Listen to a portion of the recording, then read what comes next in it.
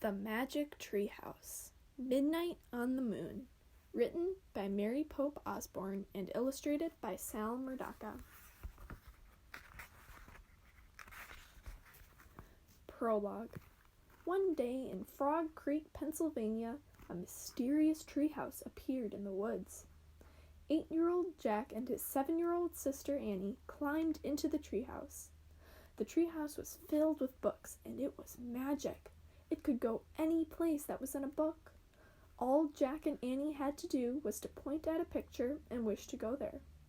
They visited dinosaurs, knights, and an Egyptian queen, pirates, ninjas, and the Amazon rainforest. Along the way, they discovered that the treehouse belonged to Morgan Le Fay. Morgan was a magical librarian from the time of King Arthur. She traveled through time and space, gathering books for her library.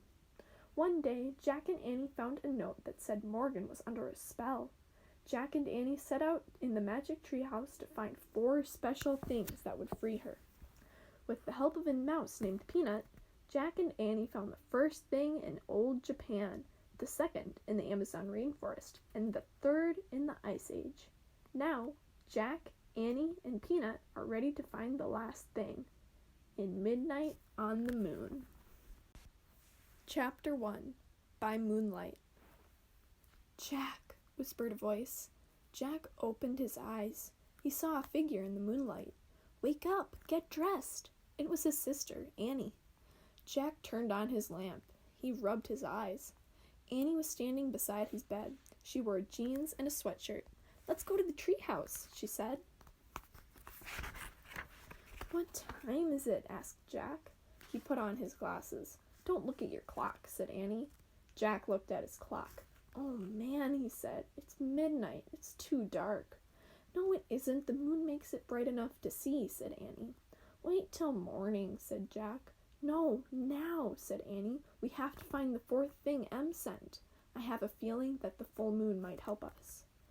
"That's nuts," said Jack. "I want to sleep." "You can sleep when we come back home," said Annie. "No time will have passed." Jack sighed. "Oh, brother," he said, but he got out of bed. "Yay," whispered Annie. "Meet you at the back door."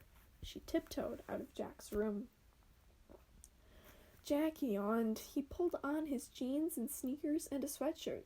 He put his notebook and pencil into his backpack. Then he crept down the stairs. Annie opened the back door. Quietly, they stepped outside. "Wait," said Jack. "We need a flashlight." "No, we don't. I told you. The moon will light our way," said Annie, and she took off. Jack sighed, then followed her. Annie was right, thought Jack. The moon was so bright that he could see his shadow. Everything seemed washed with silver. Soon they left their street. Annie led the way into the Frog Creek woods. It was much darker under the shadows of the trees. Jack looked up, searching for the treehouse. "There," said Annie. The magic treehouse was shining in the moonlight. Annie grabbed the rope ladder and started climbing up. "Careful, go slowly," said Jack. He followed her up the ladder and into the treehouse. Moonlight streamed through the window. It shone on the letter M that shimmered on the wooden floor. It shone on the 3 M things that rested on the M. A moonstone from the time of the ninjas, a mango from the Amazon rainforest, and a mammoth bone from the Ice Age. "We just need 1 more M thing," said Annie, "to free Morgan from her spell." Squeak! "Peanut," said Annie. In the dim light, Jack saw a tiny mouse. She sat on an open book. "You didn't expect to see us this late, did you?" said Annie. She picked up Peanut, and Jack picked up the open book. "So, where are we going this time?" Annie asked him. Jack held the book up to the moonlight. "Uh-oh," he said. "I knew we should have brought a flashlight. I can't read a thing." He could make out diagrams and shadowy pictures, but he couldn't read a word. "Look at the cover," said Annie. The letters were bigger on the cover. Jack squinted at them. "It's called Hello Moon," he said.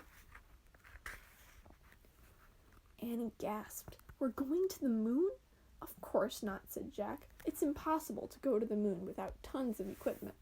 "Why?" "There's no air. We couldn't breathe. Not only that, we'd boil to death if it was day and freeze to death if it was night." "Yikes," said Annie. So where do you think we're going? Maybe a place where people train to be astronauts, said Jack. That sounds neat, said Annie. Yeah, said Jack. He'd always wanted to meet astronauts and space scientists. So, say the wish, said Annie. Jack opened the book again. He pointed to a picture of a dome-shaped structure. I wish we could go there, he said.